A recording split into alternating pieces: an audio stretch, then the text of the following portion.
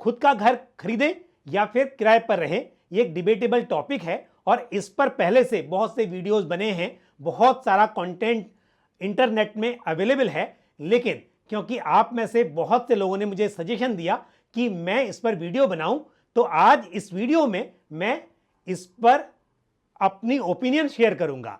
नमस्कार, स्वागत है आपका मेरे चैनल पर। मैं हूं Pankaj Matpal, certified financial planner. खुद का घर खरीदने और किराए पर रहने दोनों के अपने फायदे और नुकसान हैं, तो एक एक करके समझने की कोशिश करते हैं। सबसे पहले बात करते हैं, यदि आप ऐसा सोचते हैं कि किराए के घर में रहना बेहतर है तो डेफिनेटली बहुत से फायदे आपको दिखाई देंगे और इंटरनेट में बहुत से कैलकुलेटर्स अवेलेबल हैं जो ये बात प्रूव कर सकते हैं कि किराए पर रहना बेहतर होगा अपना खुद का घर खरीदने से। सबसे पहली बात तो यह है कि इंडिया में जो किराया है वो घर की कीमत के मुकाबले काफी कम है, यानी कि करीब करीब 2.5% to 3% of the cost of property आपका रेंट होता है। यानी कि यदि मैं मुंबई की बात करूं, क्योंकि मुंबई में रहता हूं, और यहां पर यदि वेस्टर्न सबब में एक 1 BHK की भी बात की जाए तो 1 करोड़ प्रॉपर्टी की कॉस्ट होगी और उसका जो रेंट होगा वो महीने का लगभग 22,000 टू 24,000 के आसपास होता है। यानी कि साल का रेंट 12 मंथ का 3 लाख रुपए से भी कम होगा। तो ऐसे में जो रेंटल यील्ड है वो 2.5 से 3% के आसपास होती है। आप कहीं भी बात कर लीजिए, अगर आप मुंबई से बाहर की बात करें या मुंबई से थोड़े आउटस्कर्ट में बात करें तो हो सकता है कि प्रॉपर्टी आपको 1 BHK 50 लाख में मिल जाए, लेकिन वहां पर रेंट भी कम होगा। यदि 50 लाख की प्रॉपर्टी होगी तो मंथ का रेंट 10,000 के आसपास होगा। तो कहने का मतलब यह है कि जो रेंट है वो प्रॉपर्टी की कॉस्ट के सामने बहुत कम होता है। और साथ ही जब आप किराए पर रहते हैं तो आपको घर की मेंटेनेंस या रिपेयर की कोई चिंता नहीं है, और साथ ही यदि ये फ्लैट है तो सोसाइटी मेंटेनेंस भी लैंडलॉर्ड को ही पे करना होता है। यदि टेनेंट पे कर रहा है तो उस केस में, यानी कि यदि आप किराए पर घर लेकर रह रहे हो तो मेंटेनेंस जो है या तो लैंडलॉर्ड पे करेगा, और यदि आपको पे करना है तो जो मैंने रेंट बताया उसमें से ये एडजस्ट होगा, यानी कि रेंट और भी कम हो जाएगा। मतलब बहुत ही आसान है कि किराए पर घर लो, एक नॉमिनल रेंट पे करो और कोई टेंशन नहीं है। और दूसरा, आपको कभी भी घर छोड़ने की जरूरत पड़े, आपको यदि आपका जॉब ट्रांसफरेबल हो, किसी और शहर में ट्रांसफर हो जाए, आप आसानी से अपना सामान पैक करो और निकल जाओ, तो कुछ चिंता नहीं है आपको इस बारे में। साथ ही क्या, अपने पास पैसा है तो उसको इन्वेस्ट कर दिया, उस पर रिटर्न्स भी अर्न होंगे। और डेफिनेटली यहां हम बात कर रहे हैं 2.5% टू 3% जो आपका यील्ड है, रेंटल यील्ड है, उसके सामने यदि देखा जाए तो आप यदि पैसों को इन्वेस्ट करेंगे तो उस पर रिटर्न्स इससे बेहतर मिल सकते हैं। यदि आप प्रॉपर्टी के एप्रिसिएशन की बात करो तो वो भी बहुत ज़्यादा नहीं है। इंडिया में लॉन्ग टर्म में जो एप्रिसिएशन है वो देखा जाए तो लगभग 8% का CAGR यहाँ पर निकल कर आता है। मतलब कभी कभी ऐसा हो सकता है कि प्रॉपर्टी में अच्छा एप्रिसिएशन देखा गया और कभी नहीं होता है। पिछले कुछ सालों में देखेंगे तो प्रॉपर्टी में एप्रिसिएशन नहीं हुआ है। उस हिसाब से यदि आप बात करें तो यहाँ पर लगभग 8% का CAGR होगा। तो यानी कि यदि आप खुद का घर ले रहे हैं तो उस हिसाब से मतलब आपका पैसा घर में लग गया, और यदि नहीं ले रहे हैं तो आप उसको इन्वेस्ट कर रहे हैं, उसके ऊपर बेहतर रिटर्न्स अर्न कर सकते हैं। और साथ ही जो रेंट देना है उसको भी अगर हम उसमें एडजस्ट करें तो भी कैलकुलेशन के हिसाब से रेंटल घर में रहना ये बेहतर होगा। और यदि आपको HRA का बेनिफिट मिलता है, यानी कि आप किसी कॉर्पोरेट में जॉब करते हैं और आपको हाउस रेंट अलाउंस मिलता है, तो उस केस में जब रेंट पे करते हैं तो आपका HRA वो भी एग्जेम्प्ट हो सकता है, तो वो भी फायदा है आपको। और यदि आप निफ्टी रियल्टी इंडेक्स की बात करें तो चाहे आप लास्ट 1 ईयर की बात करें या लास्ट 3 इयर्स की बात करें, यहां पर अराउंड 30% का CAGR निकल कर आता है। यानी कि रियल एस्टेट स्टॉक्स में इन्वेस्ट करना या इंडेक्स में इन्वेस्ट करना शायद एक प्रॉपर्टी बाय करने से बेहतर चॉइस है यदि कैलकुलेशन की बात करें। यानी कि डेटा यह प्रूव कर रहा है कि यदि आपने रियल एस्टेट स्टॉक्स में या रियल एस्टेट इंडेक्स में इन्वेस्ट किया हुआ होता पास्ट में, तो आपके रिटर्न उससे बेहतर होते जितना कि घर बाय करने से। अच्छा, साथ ही क्या होता है, जब आप घर खुद का खरीदते हैं तो आप एक तरह से बंध जाते हैं।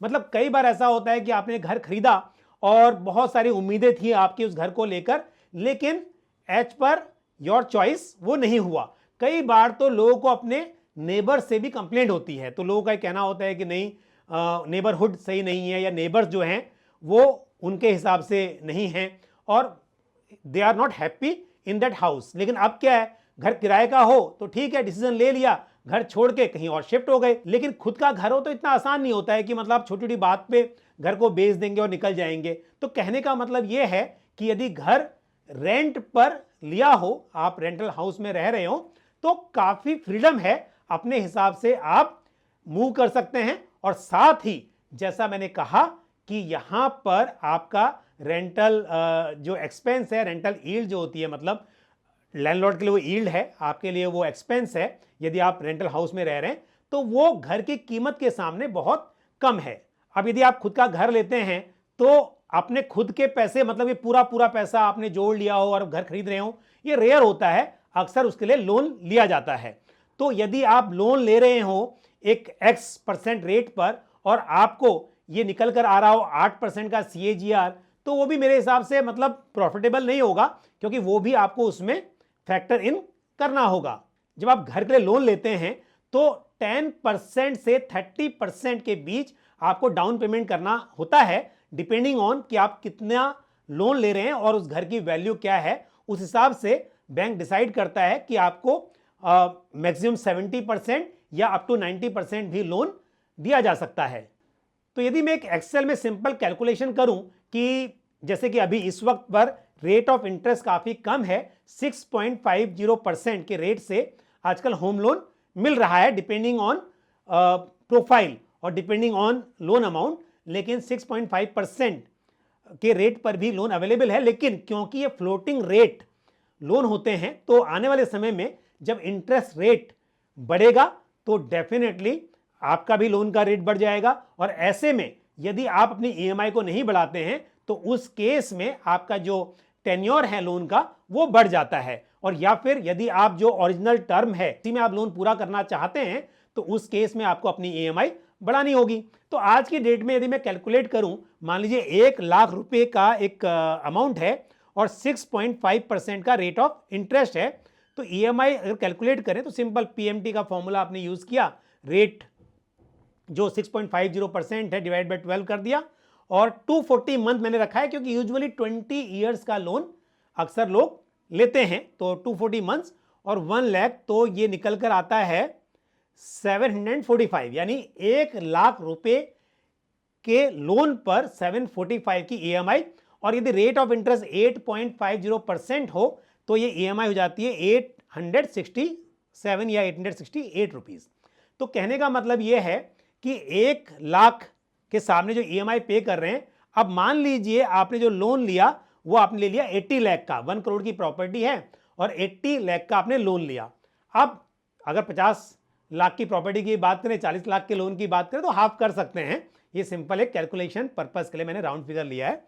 तो यहां पर यदि एक 80 मतलब 20 लाख का आपने डाउन पेमेंट किया, हालांकि जो डाउन पेमेंट कर रहे हैं वो भी आपका पैसा है, और यदि आप उसको घर में नहीं लगा रहे होते थे तो कहीं तो इन्वेस्ट करते, उसके ऊपर भी आपको कुछ इंटरेस्ट या ग्रोथ मिलती, लेकिन आपने वो पैसा यहां लगा दिया, मतलब अपॉर्चुनिटी कॉस्ट आपने उसकी बियर की है। बट ठीक है, मैं यहां पर अगर 80% की भी बात करूं तो 80 लाख के लिए जो EMI आएगी वो आएगी 59,646 रुपीज की।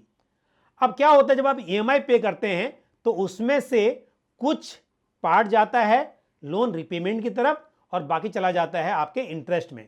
तो जो इंटरेस्ट है बेसिकली वो भी आपकी कॉस्ट है। मतलब यदि आप रेंटल हाउस में रह रहे हैं तो रेंट पे कर रहे हैं, और यदि आप अपना खुद का घर ले रहे हैं तो भी आप बैंक को जो इंटरेस्ट पे कर रहे हैं वो एक तरह से आपका रेंट ही हो गया जो आप बैंक को दे रहे हैं, तो कॉस्ट है। और यहां पर यदि आप कैलकुलेट करते हैं, देखो मैंने यहां पे कैलकुलेट किया है ये फॉर्मूला इंटरेस्ट फाइंड आउट करने के लिए। तो रेट ऑफ इंटरेस्ट ये है, एन पर 240, 80 लाख का लोन था इनिशियली, क्योंकि अमाउंट बड़ा है तो क्या होता है कि ज्यादा पोर्शन आपकी EMI का इंटरेस्ट में एडजस्ट होता है और थोड़ा ही अमाउंट आपके प्रिंसिपल में एडजस्ट होता है। बट जैसे जैसे आपका लोन अमाउंट आउटस्टैंडिंग जो है वो कम होती जाएगी, क्योंकि आप जब रीपे कर रहे हैं तो समय के साथ आपका जो लोन अमाउंट है वो कम होता जाएगा, तो क्योंकि ईएमआई सेम है तो उस टाइम पर आपका ज्यादा पैसा प्रिंसिपल में जाएगा और कम टुवर्ड्स इंटरेस्ट होगा। बट राइट नाउ इनिशियली अगर देखा जाए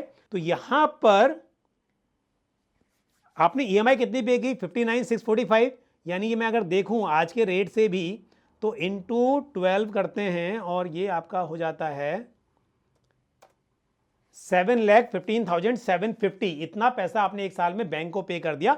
बट डेफिनेटली इसमें से कुछ पैसा आपके प्रिंसिपल अमाउंट में कम हुआ। यदि इंटरेस्ट की बात करें तो ये 5,14,062 रुपीज़ इतना आपका टुवर्ड्स इंटरेस्ट चला गया।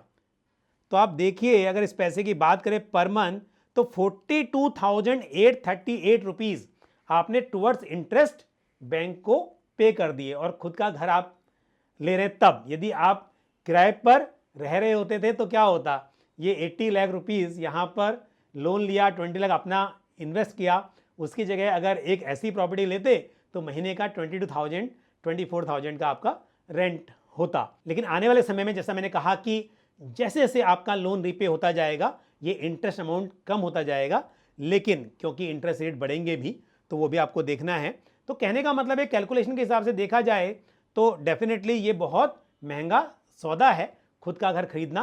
किराए के घर में फ्रीडम भी है, आपका कॉस्ट भी कम है, और ये तो मैंने बताया आपको 6.5 पर 8.5 होता तो पहले साल में 56 150 आपका 158 आपका चला जाता इंटरेस्ट, मतलब पर मंथ का आपका इंटरेस्ट की कॉस्ट होती। और इसको यदि मैं ये भी कहूँ कि फर्स्ट ईयर की बात है, आपको जानना हो कि सेकेंड ईयर या थर्ड ईयर आप कहीं भी कर सकते हैं। अगर सिक्स्थ ईयर होता मान लीजिए तो यहाँ पर आप 61 कर दीजिए क्योंकि 5 ईयर ऑलरेडी जा चुके हैं, और इसको 72 कर दीजिए तो आपको ये मालूम चलेगा कि अगर ये सिक्स्थ ईयर होता आपके लोन का तो आप कितना इंटरेस्ट पे कर रहे होते थे। तो भी आप साल में 4,36,851 रुपीज़ का लोन इंटरेस्ट पे करते, जो कि पर मंथ का होता है 36,404। तो मतलब आपका जो मंथली इंटरेस्ट है वो कहीं ज़्यादा है आपके रेंट से। तो ये तो फायदे थे किराए के घर में रहने के, लेकिन अब खुद का घर यदि लेते हैं तो उसके क्या फायदे हैं। मेरे लिए फाइनेंशियल प्लानिंग का मतलब ये नहीं है कि आप सिर्फ कैलकुलेटर के बैठ जाएं, मतलब कि हर बात पे कैलकुलेट करके ये निर्णय पे आए कि क्या बेहतर है। जिंदगी में सिर्फ ये मतलब नहीं है कि आप जिंदगी भर पैसा खर्च ना करें, बचाते रहें ताकि ओल्ड एज में आप एक लग्जरी गाड़ी खरीद सकें। लाइफ शुड बी बैलेंस्ड, मतलब मैं ये भी नहीं कह रहा हूं कि आप पैसे बचाए नहीं और खर्चा करते रहें और ओल्ड एज में सर्वाइवल के लिए भी आपके पास पैसे ना हो। लेकिन एट द सेम टाइम मेरे हिसाब से यह भी सही नहीं है कि जिंदगी भर पैसे बचाते रहें, कैलकुलेट करते रहें हर चीज को, और ओल्ड एज में आपके पास बहुत सारा पैसा तो हो लेकिन जब आप पीछे मुड़कर देखें तो आपको लगे, मतलब ऐसा ना लगे कि आपने जिंदगी को ठीक से जिया ही नहीं। तो इसके लिए यदि इस हिसाब से बात की जाए तो मैं कहूंगा कि खुद के घर में रहने के अपने फायदे हैं। पहली बात तो यह है, खुद का घर हो तो एक सेंस ऑफ सिक्योरिटी रहती है, मतलब अपने सिर के ऊपर छत है तो वो अपना एक फायदा है, खुद को लगता है कि मेरा अपना खुद का घर है।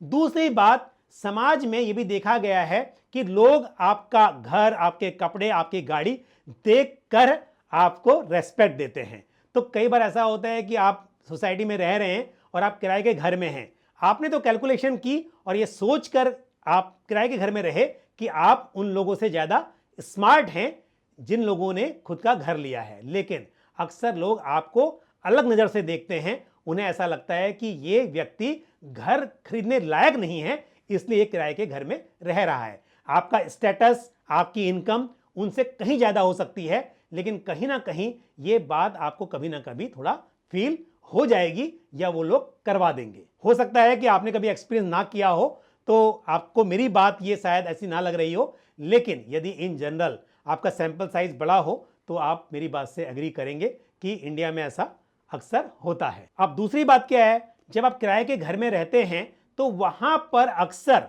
देखा जाता है कि लैंडलॉर्ड 11 मंथ का एक एग्रीमेंट बनाते हैं और 2-3 बार रिन्यू होता है, उसके बाद में बोलते हैं कि भाई आप खाली कर दो, कोई भी रीजन देके हो सकता है, या पहले ही कह देंगे अब रिन्यू नहीं करना है, क्योंकि लैंडलॉर्ड को कई बार ऐसा लगता है कि टेनेंट जो है वो घर पर कब्जा कर लेगा। तो मतलब यह है कि हर 2-3 साल के बाद आपको वहां से शिफ्ट करना पड़ सकता है। और अक्सर ये होता है कहीं पर आप रहते हैं तो आपका वहां पर एक रिलेशन बन जाता है अपने नेबर्स के साथ, सोसाइटी में दूसरे लोगों के साथ, और फिर यहां पर बार बार घर शिफ्ट करना भी सही नहीं रहता। और स्पेशली आपके छोटे बच्चे हैं तो उनकी दोस्ती हो जाती है, उनके फ्रेंड्स बन जाते हैं, उनके लिए और भी पेनफुल हो सकता है। और जब आप किराए के घर में रहते हैं और शिफ्ट करते हैं तो आपको डॉक्यूमेंट्स में, रिकॉर्ड्स में अपने एड्रेस भी चेंज करने पड़ते हैं, चाहे वो बैंक की बात करें, आधार कार्ड की बात करें, पासपोर्ट की बात करें, जगह जगह पर आपको अपना एड्रेस भी चेंज करवाना पड़ता है। तो वो अपने आप में एक डिफिकल्ट चीज है आपका, वो भी मतलब एक प्रॉब्लम क्रिएट होती है। और साथ ही जब खुद का घर होता है तो उसका इंटीरियर आप अपने हिसाब से डिजाइन कर सकते हैं, क्योंकि आपको वहां रहना है और वो आपका घर है। किराए के घर में वो भी संभव नहीं होता, क्योंकि आपको पता है कि आपको आज नहीं तो कल वहां से शिफ्ट करना है। और कई बार तो ऐसा भी होता है आपने 11 मंथ का एग्रीमेंट बनाया, लेकिन लैंडलॉर्ड को जरूरत पड़ी उस घर की, वो बीच में आपको 1 मंथ का नोटिस देके खाली भी करवा सकता है। तो कहीं ना कहीं मतलब यहां पर आपका कंट्रोल नहीं है। खुद का घर हो तो उसका इंटीरियर आप अपने हिसाब से बनाएंगे, उस हिसाब से वहां पर रहेंगे, उस हिसाब से मेंटेन करेंगे। तो कॉस्ट के हिसाब से भले ही कहें कि वो थोड़ा एक्सपेंसिव होगा आपके लिए, लेकिन अपने खुद के घर में रहने का मजा ही अलग है। और जब आप खुद के घर लेते हैं, आप लोन लेते हैं, उस पर आपको बहुत सारे टैक्स बेनिफिट भी मिलते हैं, तो वो भी आपका फायदा है। हालांकि आप ईएमआई पे कर रहे हैं, इंटरेस्ट पे कर रहे हैं, लेकिन आपको जो इस तरह के बेनिफिट मिल रहे हैं वो भी आपको इसमें फैक्टर इन करने चाहिए। साथ ही आपकी जो ईएमआई है वो थ्रू आउट टेन्योर फिक्स होती है। तो क्या होता है, कुछ साल के बाद आपको ईएमआई बहुत छोटी लगने लगती है। अक्सर शुरुआत में हो सकता है ईएमआई बहुत बड़ी है और आप देख रहे हैं कि रेंट के मुकाबले ये जो ईएमआई है ये बड़ी है, लेकिन समय के साथ जब आपकी इनकम बढ़ेगी तो क्योंकि पैसों की वैल्यू कम होती जाती है, उस हिसाब से आप देखेंगे कि जो ईएमआई है वो आपको आपकी इनकम के सामने बहुत छोटी दिखाई देने लगेगी। और ऐसे में हो सकता है कि आप अपनी ईएमआई बढ़ा दें और उस लोन को जल्दी पूरा कर दें। तो ये थे प्रोज एंड कॉन्स घर किराए पर लेने के और खुद का घर खरीदने के। लेकिन यदि मैं मेरी ओपिनियन यहां पर दूं तो मेरा मानना यह है कि खुद के रहने के लिए घर लेना सही है, लेकिन यह एक अच्छी इन्वेस्टमेंट चॉइस नहीं है। यानी कि सिर्फ एक घर हो जिसमें आप रहते हो, लेकिन इन्वेस्टमेंट के लिए दूसरा घर लेना वो मैं सजेस्ट नहीं करूंगा। तो यदि इन्वेस्टमेंट ही करना हो तो फिर रियल्टी इंडेक्स में इन्वेस्ट करना बेहतर है compare to investing in a house. जब खुद का घर ले तो एक बात यह भी ध्यान रहे कि डाउन पेमेंट जितना ज्यादा से ज्यादा हो सके वो बेहतर है, क्योंकि जब आपका लोन अमाउंट बड़ा होगा तो ईएमआई बहुत बड़ी होगी और फिर आप काफी स्ट्रेस में रह सकते हैं। तो ऐसे में कोशिश ये हो कि आपकी इनकम के सामने आपकी जो ईएमआई है वो काफी छोटा अमाउंट हो, तो वो एक बेहतर चॉइस होगी। तो जरूरी नहीं है कि शुरुआत में आप घर ले लें, आप करियर के कुछ सालों के बाद में घर लेंगे तो वो भी ठीक है। साथ ही क्या है, आप भले ही 20 साल का लोन लें, लेकिन जितनी जल्दी हो सके उसे रीपे करने की कोशिश करें। तो अब जल्दी रीपे कर देंगे लोन, या आपकी जो ईएमआई है उससे ज्यादा आप यदि रीपे करेंगे तो लोन जल्दी आपका पूरा हो जाएगा। तो इस हिसाब से भी अगर देखा जाए तो ठीक है, कुछ साल आपने इंटरेस्ट पे किया, लेकिन उसके बाद तो आप अपने घर में रह रहे हैं, रेंट आपको पे नहीं करना पड़ रहा। तो उस हिसाब से भी देखा जाए तो आप खुद का घर जरूर लेने का प्लान करें। तो किराए के घर में रहें या खुद का घर खरीद लें, इस पर यह थी मेरी ओपिनियन, और ये मेरी पर्सनल ओपिनियन है। आप इससे एग्री कर भी सकते हैं या नहीं भी कर सकते हैं, लेकिन आप इस बारे में क्या सोचते हैं कमेंट करके मुझे जरूर बताएं। तो मुझे उम्मीद है जानकारी को पसंद आई होगी। अगले वीडियो में आपसे फिर मुलाकात होगी। अपना ख्याल रखिए। Thank you. जय हिंद।